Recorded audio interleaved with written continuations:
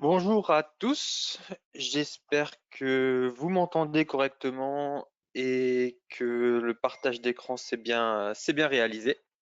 N'hésitez pas à me dire s'il y a un souci sur l'audio ou sur le partage dans le chat directement. En tout cas, merci à tous de participer à ce webinaire sur la lecture et la compréhension d'une carte matière dans Molflow. Donc l'idée, ça va être de faire un petit rappel sur l'ensemble des caractéristiques d'une matière thermoplastique et de savoir aussi juger du niveau de caractérisation d'une fiche matière. Donc me concernant, donc pour ceux qui me connaissent pas, donc moi c'est Hervé Heitmann, je suis ingénieur d'application chez Applicit depuis 7 ans maintenant. Je m'occupe de tout ce qui est formation, support technique, suivi client, prestation d'études, formation bien sûr aussi également. Et donc sur la partie Molflow et Fusion. Et auparavant, j'ai travaillé chez Renault et chez MIHB et je suis certifié professionnel Molflow. Petit rappel toujours de notre site internet où vous pouvez retrouver l'ensemble de nos événements, que ce soit les webinars, le club utilisateur, que ce soit sur la partie simulation, fabrication, construction, l'ensemble de nos événements liés à nos différentes activités. Et toujours aussi petit rappel concernant notre blog qui se trouve également sur notre site Applicit. Vous pouvez également retrouver des articles techniques que l'on réalise, moi et mes collègues, chaque mois. Donc chaque mois, vous avez accès à minimum 3 articles sur Molflow, Fusion et bien sûr l'ensemble des autres outils Autodesk. Donc c'est une mine d'informations assez précieuse pour se tenir informé de certaines nouveautés ou de certains trucs et astuces liés à l'utilisation des outils. Et puis on essaie aussi de faire en sorte que les articles correspondent aux questions qu'on a pu avoir récemment sur l'utilisation des outils.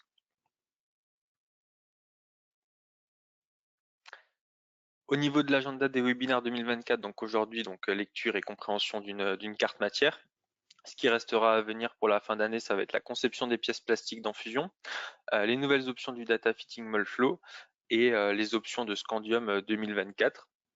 Et si il y a des webinars qui vous intéressent et que vous n'avez pas pu y participer, comme sur les nouveautés 2024, la biréfringence, le séquentiel, la partie compression ou la partie thermique, n'hésitez pas à nous solliciter, on pourra vous envoyer les enregistrements.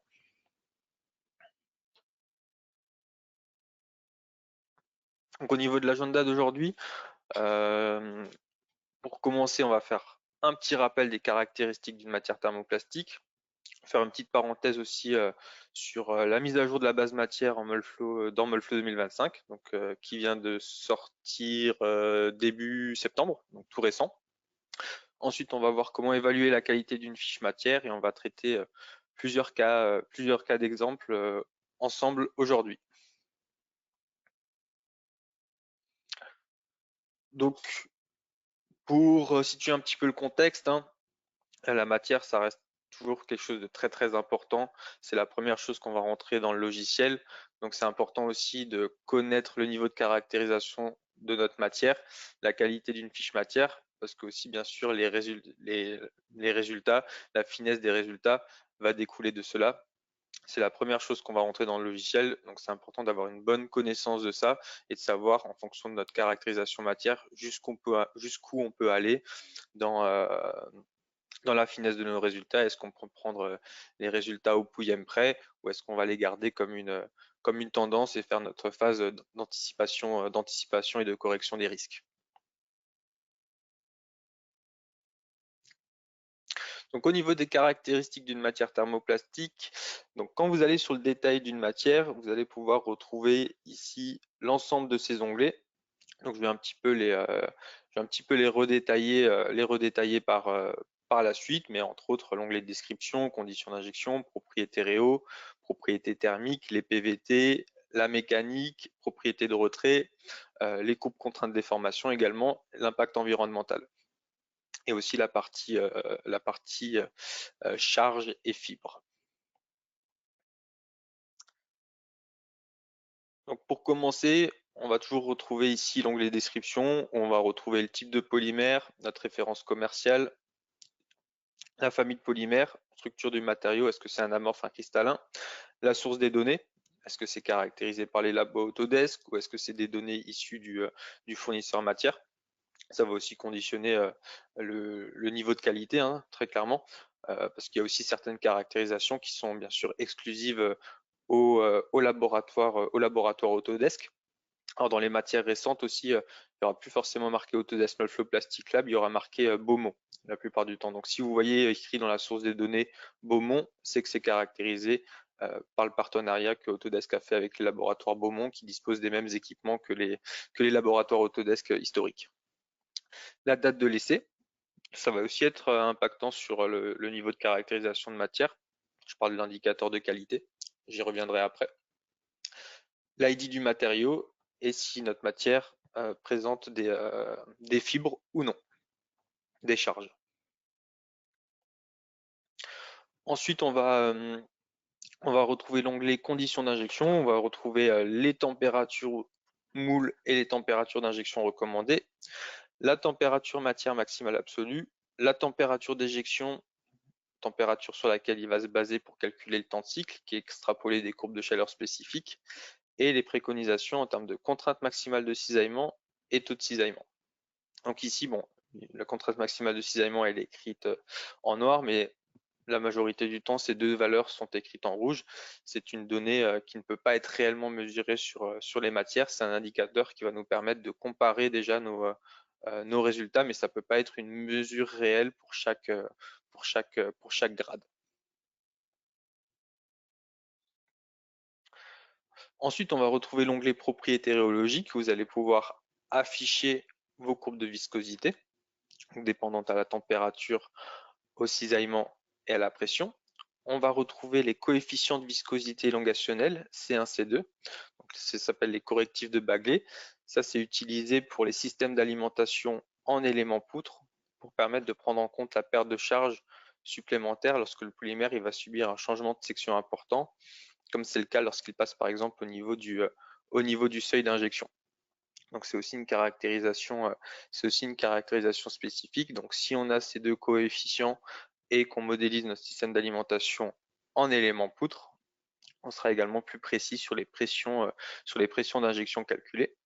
La température de transition, notre température de non-écoulement ou notre température de figeage, qui est également extrapolée des courbes de chaleur spécifiques. L'indice de viscosité de Mollflow, qui est un bon indicateur pour comparer directement la viscosité de différentes matières, toujours donné à un taux de cisaillement de 1000 secondes moins 1, à la température ici qui est entre parenthèses, à savoir par exemple 240 degrés, et la viscosité correspondante 68 pascal secondes. Donc 68 pascal secondes pour une température de 240 degrés à un taux de cisaillement, encore une fois toujours de 1000 secondes moins 1. L'indice de fluidité, qui est un indicateur de la viscosité, qui n'est pas utilisé pour le calcul, hein, c'est vraiment un indicateur pour comparer différentes matières. À noter même que plusieurs matières qui ont le même indice de fluidité n'auront jamais la même viscosité, hein. Et tout d'en bas, on a également la viscosité élongationnelle. Ça, c'est un peu comme les coefficients de viscosité élongationnelle C1, C2, mais c'est ce qui est utilisé pour les éléments tétraédriques. Donc si on est sur des épaisseurs très fines, inférieures à 1 mm, ça va être important de l'activer pour aussi être plus prédictif sur les pressions calculées.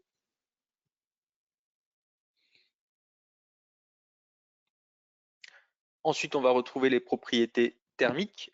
La chaleur spécifique en multipoint, on peut afficher les courbes en fonction de la température, voir l'évolution de la chaleur spécifique en fonction de la température, et idem pour la conductivité thermique. Et donc ces deux données vont être aussi utilisées en complément de la viscosité pour la phase dynamique de remplissage, car elles vont commencer aussi à être utilisées pour conditionner l'évolution de la gaine solide.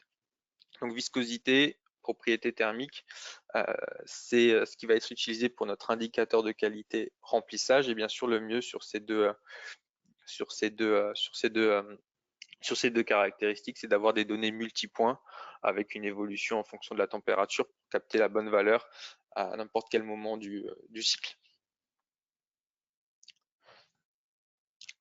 Ensuite, on va avoir les données PVT qui sont utilisées pour la phase de compactage, avec directement un accès à la masse volumique à froid et à chaud de la matière. Donc les PVT vont décrire la double dépendance du volume spécifique à la température et à la pression. Chaque zone de la pièce va subir un historique de température et de pression différentes, et c'est ce qui va nous permettre de calculer les différents niveaux de retrait volumique, qui est le résultat principal de notre compactage, grâce à ces courbes qui sont mesurées à l'aide d'un équipement de dilatométrie indirecte, à savoir que vous pouvez, sur chaque donnée, chaque caractéristique, afficher les informations de l'essai et visualiser l'équipement qui a été utilisé pour faire les mesures. Ensuite, on va retrouver les propriétés mécaniques utilisées pour notre calcul de déformation. Donc, module Young E1, E2 dans la direction principale d'écoulement, secondaire à l'écoulement, les coefficients de Poisson nu1,2, nu2,3, le module de cisaillement et les coefficients de dilatation thermique. Donc, chaque donnée ici est mesurée avec un équipement bien sûr aussi différent. Donc, utile pour la partie déformation et les propriétés de retrait. Quand vous voyez le tableau rempli ici, l'ensemble de l'onglet rempli, c'est que les propriétés de retrait de la matière ont été mesurées. Donc c'est un vrai plan d'expérience réalisé par les laboratoires Autodesk exclusivement sur une matrice de moulage de 28 éprouvettes injectées à différentes conditions d'injection. Et vous pouvez aussi, donc c'est bien sûr utilisé par le solver, fibre neutre dual domaine et 3D depuis la version 2024. Et vous pouvez aussi directement avoir accès au retrait parallèle et perpendiculaire à l'écoulement. Très très bon indicateur du retrait à mettre dans votre outillage directement. Donc pour la déformation, ce qui est utilisé, c'est les propriétés mécaniques ainsi que les propriétés de retrait. La combinaison des deux est utilisée par le solver. Et vous pouvez aussi retrouver donc un grand nombre de matières, que ce soit des matières chargées fibres de verre ou non chargées. Vous pouvez retrouver les courbes contraintes de déformation sur la matière. Donc effectivement, pour les matières chargées fibres, on aura différentes mesures en fonction de l'angle de la fibre pour réaliser du couplage, mais vous pouvez aussi retrouver ces données sur des matières non chargées, et typiquement vous pouvez récupérer des informations précieuses pour faire par exemple vos calculs mécaniques en non linéaire, et directement dans votre code de calcul mécanique, renseigner la courbe que vous trouvez ici. Vous pouvez retrouver la limite d'élasticité ainsi que la contrainte à la rupture directement. Donc la courbe contrainte de déformation, donc, qu'on peut récupérer directement dans Molflow pour faire nos calculs mécaniques non linéaires.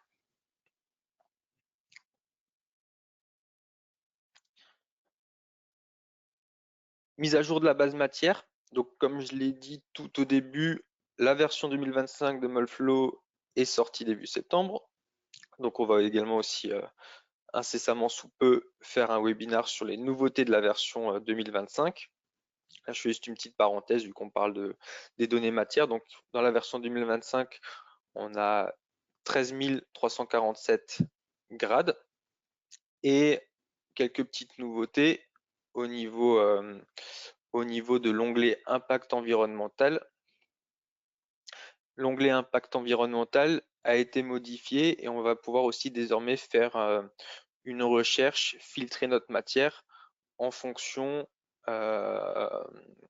du contenu recyclé et savoir directement est-ce que notre matière, c'est une matière recyclée et quel est le pourcentage de recyclé de notre matière. On va aussi pouvoir voir quelle est la méthode de recyclage et quelle est la source du recyclé. Est-ce que c'est post-industriel, post-consommation ou bien les deux. Et aussi possibilité de visualiser si on est sur une matière biodégradable ou non. Donc ça, c'est une mise à jour. Et du coup, effectivement, certaines matières, enfin, il y avait déjà pas mal de matières recyclées dans la base Molflow, mais on n'avait pas la possibilité de directement visualiser si c'était du recyclé ou non. Il fallait aussi aller sur le site du fournisseur matière ou télécharger la datasheet du fournisseur matière pour avoir cette info, parce que juste avec la référence commerciale et les données utilisées pour un calcul rhéologique, on ne pouvait pas savoir directement si c'était du recyclé ou non.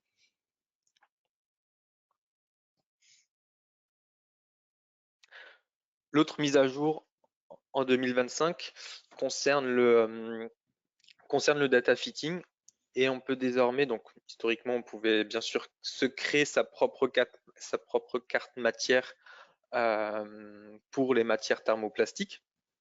Si on disposait des courbes expérimentales, des courbes de viscosité, des courbes PVT, pour que DataFitting nous recalcule les coefficients des lois matières utilisées, cross WLF pour la viscosité, θ 2 domaines pour les PVT, et on pouvait après directement en ressortir notre carte matière au format UDB.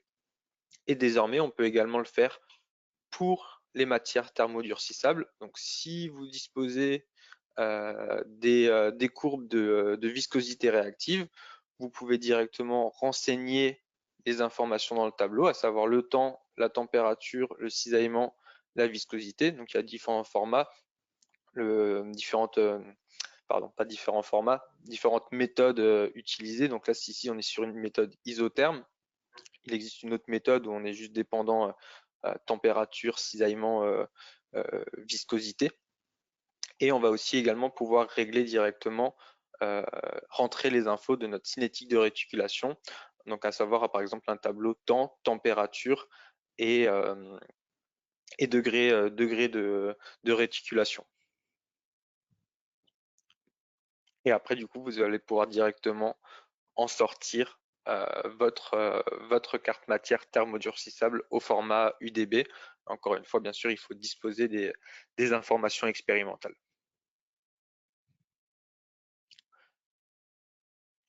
Donc maintenant, on va voir un petit peu comment évaluer la qualité des données d'une fiche matière.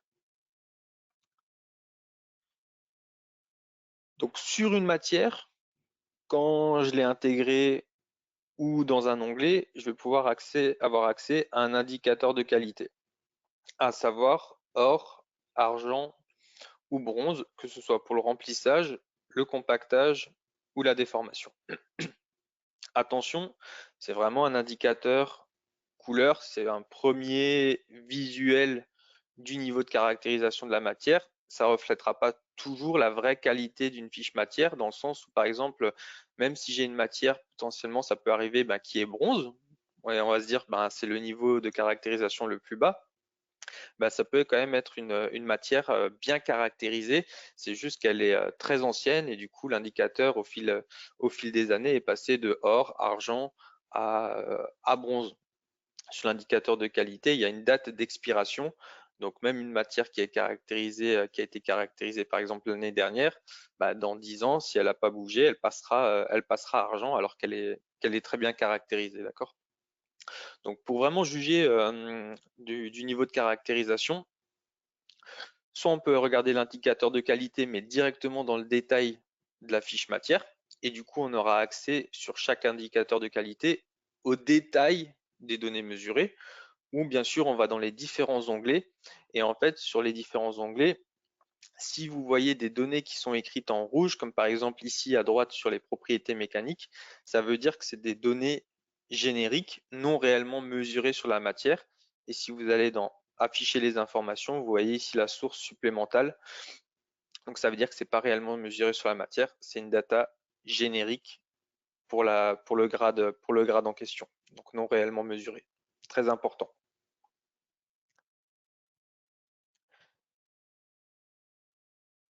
Vous pouvez, donc, comme je l'ai dit juste un petit peu avant, au lieu d'aller dans les différents onglets et vérifier si nos propriétés sont écrites en rouge ou en noir, si c'est réellement mesuré, dans l'onglet indicateur de qualité, vous pouvez, que ce soit pour le remplissage, le compactage et la déformation, aller dans le détail de l'indicateur de qualité et justement savoir si c'est des données mesurées ou non. Donc ici, par exemple, sur les données PVT, on voit bien ici, données mesurées sont cochées. Par exemple, ici, sur cette matière, pour la partie déformation, données mesurées cochées, données de retrait également aussi. Donc ici, on est sur une matière ultra bien caractérisée où l'ensemble des données sont mesurées. Donc on peut directement le voir. Et on retrouve aussi ce qui est utilisé pour le remplissage, donc viscosité, chaleur spécifique, conductivité thermique, compactage, PVT et déformation, méca et retrait. Et ici, on peut retrouver aussi, donc là on est sur un classement or, et la date d'expiration de l'indicateur de qualité, ce sera le 1er décembre 2034, donc cette matière passera argent à ce moment-là. C'est pour ça aussi, il y a certaines matières qui sont bronze ou argent, qui on va dire sont plus anciennes. Ça ne veut pas dire qu'elles ont un moins bon niveau de caractérisation. En tout cas, il faut aller sur le détail pour vérifier cela. On va voir ensemble quelques cas pratiques, quelques exemples de matières. Donc ici, par exemple, le premier exemple, on est sur un ultramide BG40GM45HS avec un indicateur de qualité bronze, remplissage, compactage et déformation. À noter que aussi, si l'indicateur de qualité est bronze pour le remplissage, même si le compactage et la déformation sont bien caractérisés, le compactage ne peut pas être or et la déformation ne peut pas être or, étant donné que potentiellement le remplissage est bronze. C'est un point important. Donc ici, si je vais sur le détail et que je vais sur les différents onglets, on retrouve que toutes les données ici sont mesurées. Alors sur la partie viscosité, remplissage, on retrouve qu'on est sur une donnée de conductivité thermique monopoint. Donc effectivement, ça pourrait être mieux et avoir une donnée multipoint. On n'a pas les coefficients C1, C2 pour la perte de charge dans les éléments poutres. Par contre, tout ce qui est PVT sont réellement mesurés. On a les propriétés mécaniques qui sont réellement mesurées et on a la caractérisation en retrait de la matière. Donc on est sur un bronze de très très bonne qualité 1. Franchement, donc même si elle est bronze ici, cette matière, on a quand même l'ensemble des informations et elle est aussi sans doute passée bronze parce que la matière est assez ancienne, on le voit tout à droite en haut. Elle date de décembre 2004. Donc en tout cas ici, quand vous êtes sur cette matière de ce type, on peut vraiment être confiant, surtout aussi sur la partie méca et retrait, tout est mesuré. Donc c'est plutôt une bonne nouvelle et un bronze de très très bonne qualité. Ici, exemple 2, on est sur un Valox 420 de qualité or. Donc, bien sûr, ici, la matière a été récemment testée, la viscosité est mesurée, on a des données multipoints pour la chaleur spécifique et la conductivité thermique. Les données PVT sont mesurées et les données mécaniques sont mesurées. Donc, on est sur une matière très bien caractérisée. Cependant, on n'a pas la caractérisation ici en retrait de la matière qui pourrait rajouter une surcouche aussi au calcul de déformation en complément des données mécaniques. Donc il faut quand même l'avoir aussi, l'avoir en tête. Mais on est quand même sur une matière de très bonne qualité. Autre exemple, matière TFX 450CB. On est sur un indicateur de qualité bronze. Et ce qu'on remarque, c'est que pour le coup, on est sur un bronze de très mauvaise qualité. On a les données de viscosité, source fournisseur. Cependant, les données PVT et mécaniques ici sont génériques, donc non réellement mesurées sur la matière. Donc ça va être une matière qu'on va essentiellement potentiellement utiliser pour le remplissage. Après, pour la partie compactage, déformation, on va l'utiliser vraiment en tendance. C'est assez rare une matière qui a les données PVT plus mécanique générique, mais ça peut arriver comme celle-ci. Donc ici, attention aussi clairement aussi à la fiabilité des résultats en termes de valeur. Hein. Je vais clairement pas pouvoir faire une corrélation précise de la déformation sur une pièce injectée avec cette matière.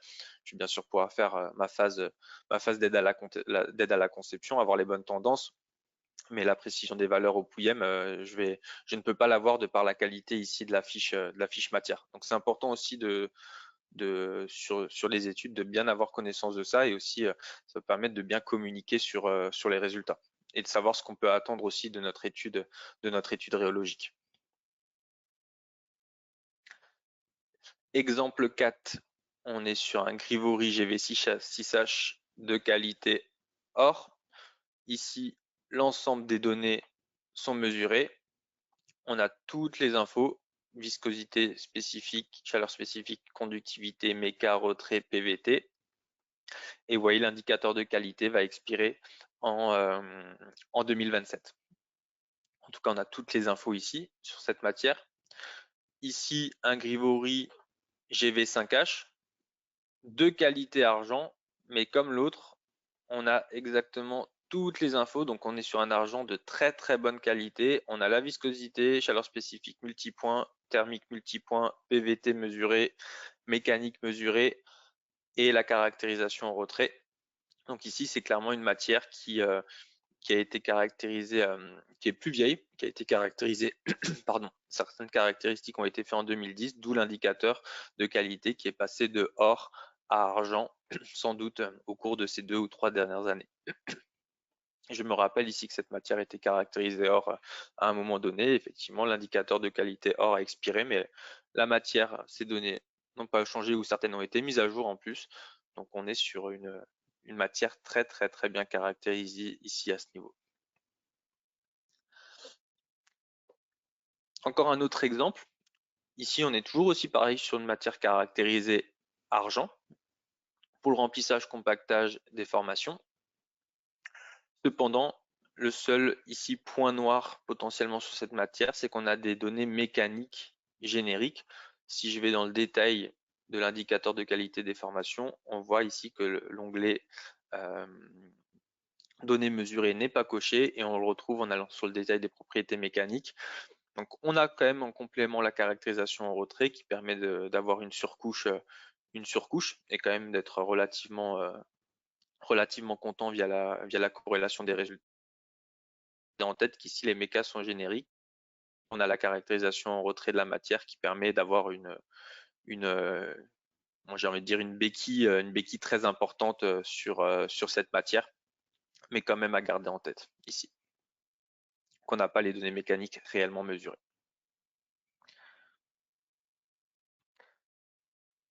En conclusion, Jamolflow, pour rappel encore, on dispose de la base de données matière la plus importante du monde.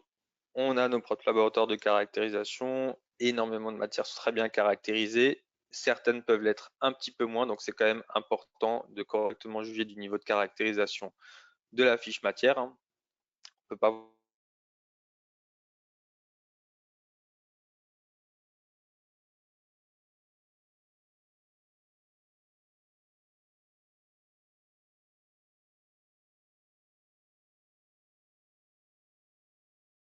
dans un rapport d'étude au début.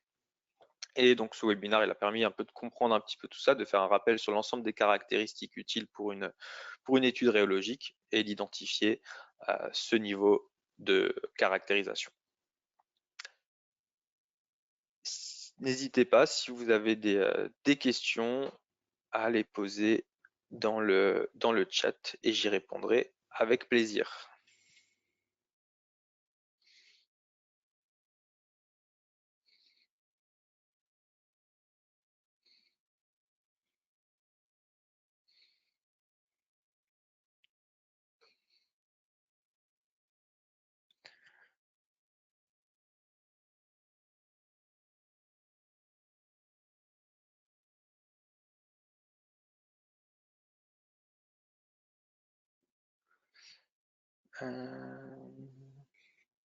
N'hésitez pas si vous avez des questions, hein, vous pouvez les écrire dans le chat.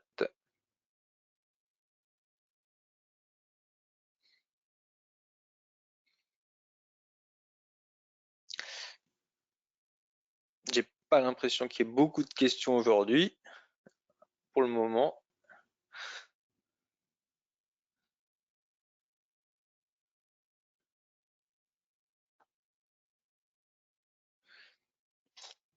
Alors, il y a une question.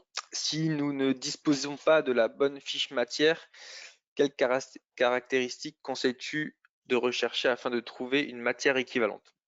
C'est une bonne question. Donc, en général, si notre matière elle n'est pas présente dans la base Molflow, on va regarder les informations qu'on a sur la fiche fournisseur. Donc, en général, bien sûr, ça va être déjà 4 premiers critères de tri. Ça va être le type de polymère, type de charge, pourcentage de charge, l'indice de fluidité.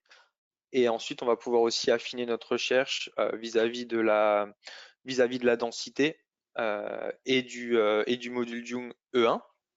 Donc, c'est vraiment les informations essentielles qu'on peut retrouver ici sur une fiche matière et qui sont utilisées pour notre étude rhéologique.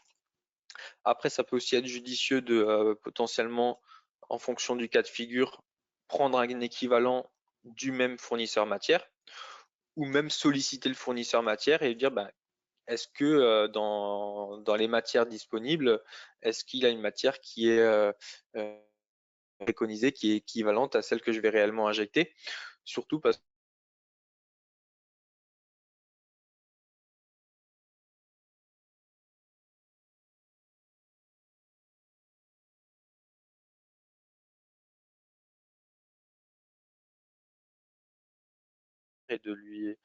soit de lui demander l'UDB, peut-être qu'il l'a aussi directement, soit lui demander s'il a un équivalent rhéologique à nous proposer de son catalogue.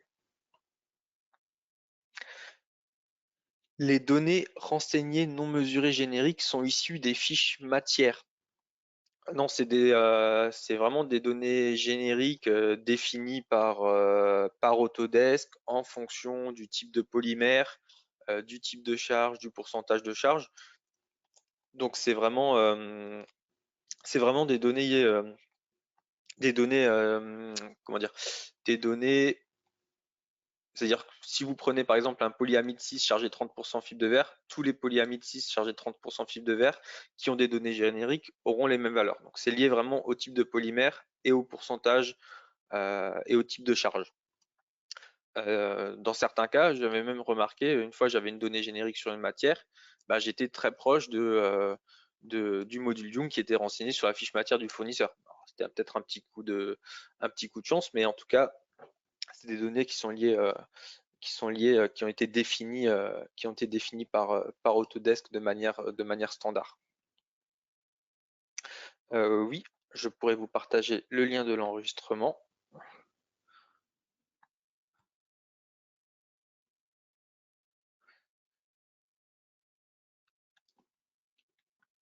Euh,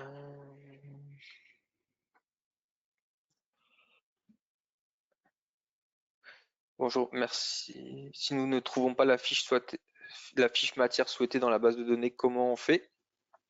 On cherche, alors soit on contacte le fournisseur matière, on lui demande s'il dispose de l'UDB, soit si on dispose des caractéristiques, des courbes expérimentales, on peut se créer notre carte matière. Soit on peut faire caractériser la matière moyennant finance, et sinon la solution la plus simple et la plus économique, c'est de chercher un équivalent matière.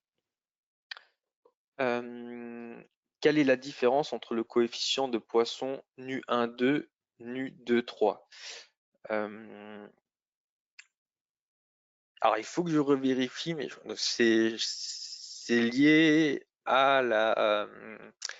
c'est aussi lié à la direction d'écoulement, et c'est un coefficient de Poisson matriciel aussi. Donc c'est pour ça que des fois quand on fait du calcul mécanique, le coefficient de Poisson, déjà, on l'a rarement sur les fiches fabricantes du fournisseur matière. Et la manière dont c'est renseigné aussi dans Molflow de manière matricielle, ça peut aussi être plus compliqué à lire.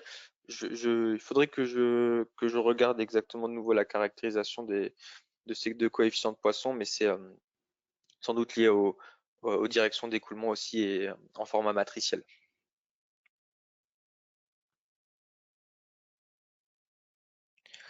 Euh, Est-ce que l'on peut éditer toutes ces infos dans Molflow Communicator? Alors dans Molflow Communicator, Le Molflow Communicator, c'est un fichier. Vous pouvez ouvrir un fichier qu'une personne utilisatrice de Molflow vous a donné. Dans ce fichier-là, il aura le choix de vous donner le journal d'analyse ou non. Et dans le journal d'analyse, vous allez pouvoir retrouver l'ensemble des caractéristiques de la fiche matière qui a été utilisée. Donc, si vous avez le journal d'analyse, vous pouvez retrouver les infos sur la matière. Et le niveau de caractérisation, il faudrait que je vérifie, on a les données, mais est-ce que dans Molflow Communicator, dans le journal, on, on peut savoir si on est sur une data générique ou non? Il faudrait que je vérifie, j'ai un doute. J'ai un doute là-dessus.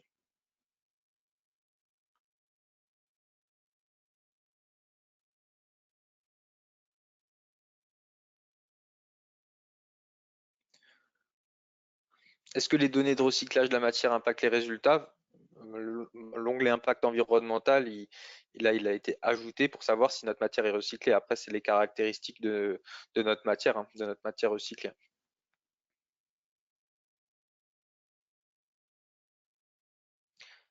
Quelles sont les données matière à regarder ou vérifier pour des pièces inférieures à 1 millimètre? Pour des pièces inférieures à 1 millimètre ou quand on est sur des parois fines, ce qui est important, c'est d'activer la viscosité élongationnelle,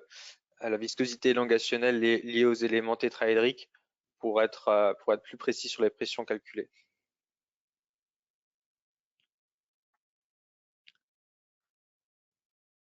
Pour les courbes contraintes, il y a quand même pas mal de questions quand même, hein. Pour les courbes contraintes déformation, euh, l'orientation des fibres est-elle prise en compte à 0,45-90?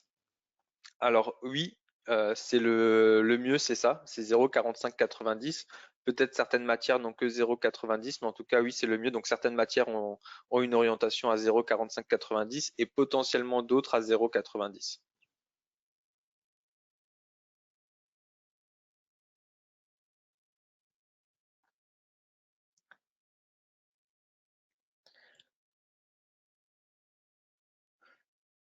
Molflow n'est-il pas en mesure de nous proposer un équivalent dans sa base? Euh, Si, ça pourrait être clairement un axe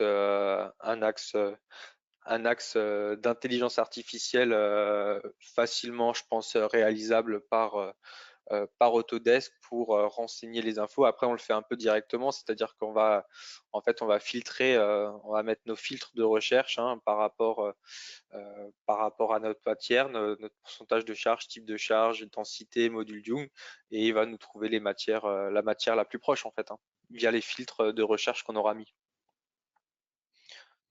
Mais peut-être que ça peut être encore plus automatisé.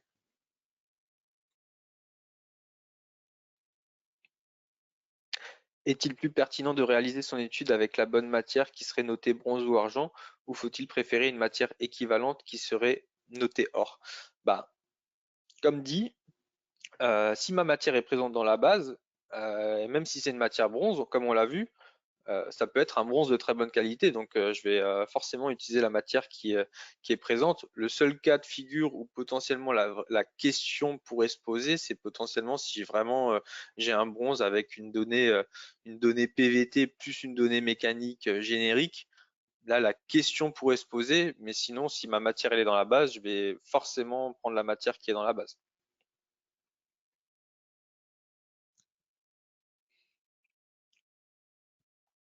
Comment faire une recherche pour inclure que les matières recyclées? Ben, vous pouvez ajouter du coup un filtre de recherche qui correspond à l'onglet impact environnemental avec par exemple le pourcentage de recyclé.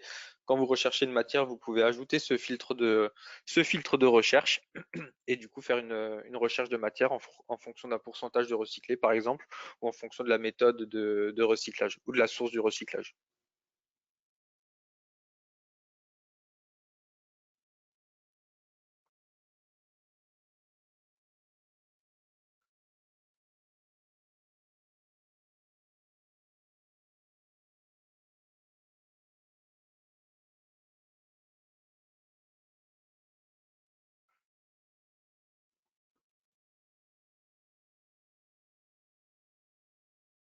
Peut-on avoir la vue du plan d'expérience pour la caractérisation des retraits en 3D type CRIMS? Euh, oui, c'est ben en fait quand vous allez quand vous êtes sur l'onglet propriétés de retrait, vous avez euh, vous avez la partie CRIMS dual domain, CRIMS pour si c'est caractérisé, vous avez CRIMS pour dual domain et 3D, et si et pour l'étude 3D, le solver 3D faudra éditer le modèle de contrainte résiduelle non corrigée et passer sur le modèle stamp pour prendre en compte la caractérisation en retrait par le solver.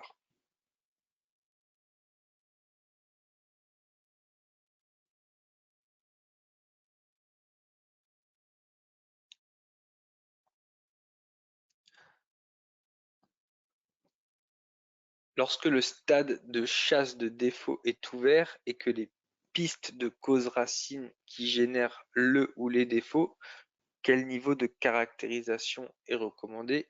Que recommandez-vous pour savoir si notre carte caractérisation actuelle est insuffisante ou mal utilisée? Euh, Ça va dépendre du défaut. Alors, si je parle par exemple si je parle par exemple de déformation, par exemple, effectivement, il faudra vérifier le niveau de caractérisation retrait plus méca, hein. C'est le combo des deux qui serait forcément le mieux pour le calcul de déformation, hein. Il y a pas de débat à ce niveau. Et donc vérifier si on a déjà les deux données caractérisées. Après, pour d'autres défauts, ben, ce serait à voir, hein, parce que chaque défaut, après, ben, ça peut être lié.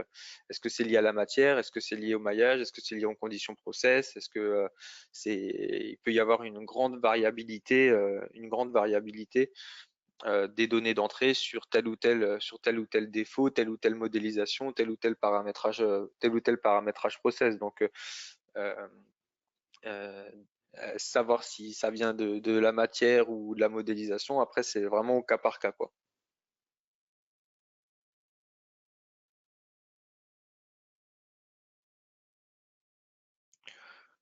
Euh, Est-il possible de faire une recherche par niveau bronze, argent ou or? Alors oui, je peux peut-être. En tout cas, oui. Quand vous faites rechercher une matière, selon si vous avez l'interface en anglais ou en français, vous pouvez ajouter encore une fois un filtre de recherche. Et par exemple, vous avez pour le remplissage un fil de recherche pour le remplissage. Vous pouvez mettre or, argent ou bronze. Pour le compactage, or, argent ou bronze, et pour la déformation, or, argent ou bronze. Donc vous pouvez mettre un de ces trois filtres ou les trois filtres et rechercher les matières selon le niveau de code couleur, quoi. Encore une fois, attention, hein, comme je dis, hein, le code couleur bronze, argent ou or, c'est un simple coup d'œil visuel. Pour être vraiment sûr, vaut mieux aller sur le détail de la matière, quoi.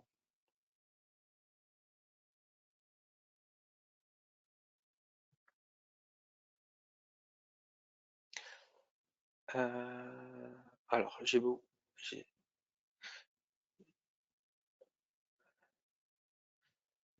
Est-il est-il possible d'extraire un PDF complet de la fiche matière? Euh,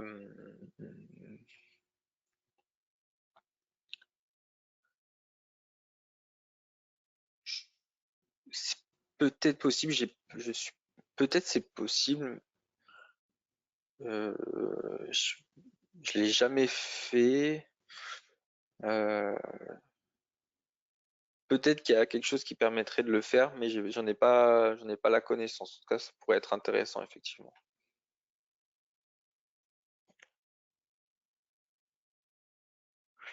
Est-ce qu'on peut copier-coller une fiche matière Molflow pour modifier son contenu en évitant de supprimer celle d'origine?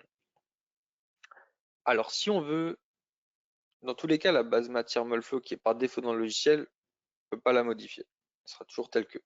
Par contre, si on veut copier-coller une matière et modifier une information dedans, ce qu'on va faire, c'est qu'on va éditer cette UDB Dans l'onglet Outils, vous pouvez créer une nouvelle matière, vous pouvez copier une matière existante de la base, modifier une valeur et en fait vous créez l'UDB modifié en local et en fait vous créez une base de données personnalisée avec des UDB copier-coller où vous avez modifié une ou deux valeurs par exemple. Mais du coup vous créez votre propre base matière UDB en local sur votre PC.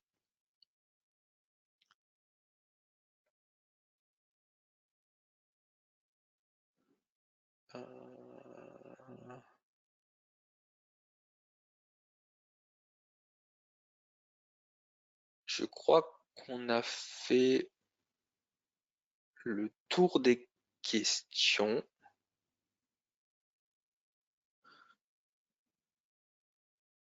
Je crois qu'on a fait le tour des questions.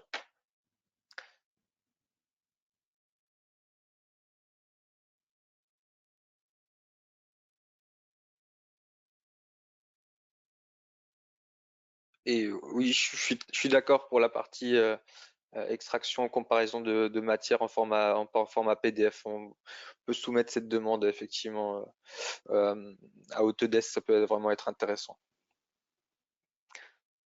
En tout cas, merci à tous d'avoir participé à ce webinaire. Je vous souhaite une très belle journée et à bientôt.